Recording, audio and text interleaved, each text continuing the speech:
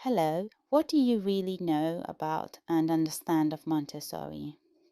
So many words may be thrown about in your encounter with the idea or concept of Montessori.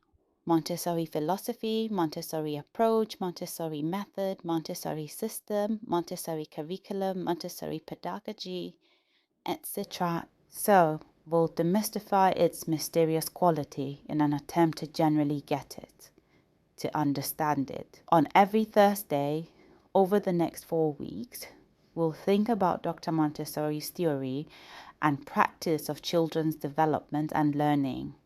We'll call this segment Thought Thursday.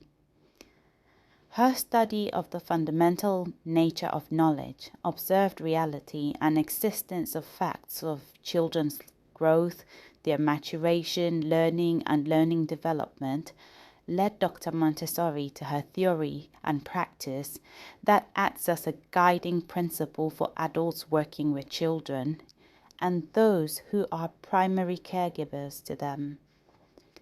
This guiding principle or guiding theory is known as the Montessori philosophy and is especially considered as an academic discipline in the field of education and child developmental psychology.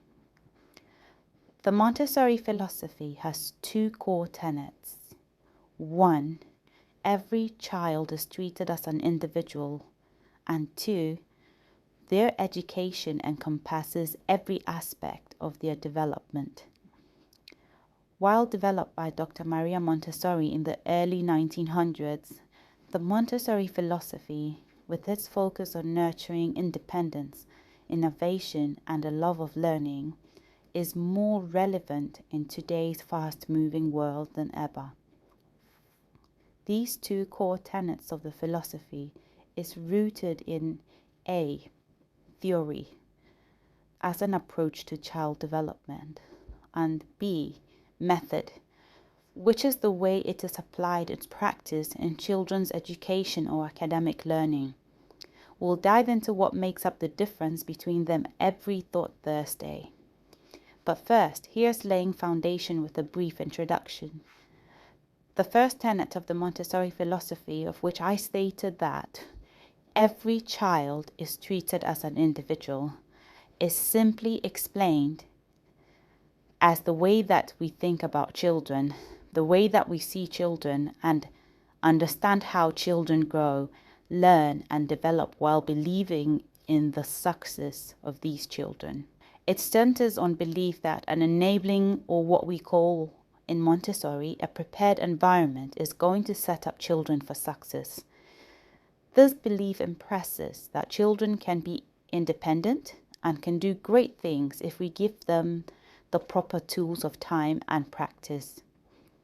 When children are offered hands-on experiences, they learn things deeper this way. This philosophy can be used in any environment, at home with family, in any setting that offers childcare or services, and with any child at all.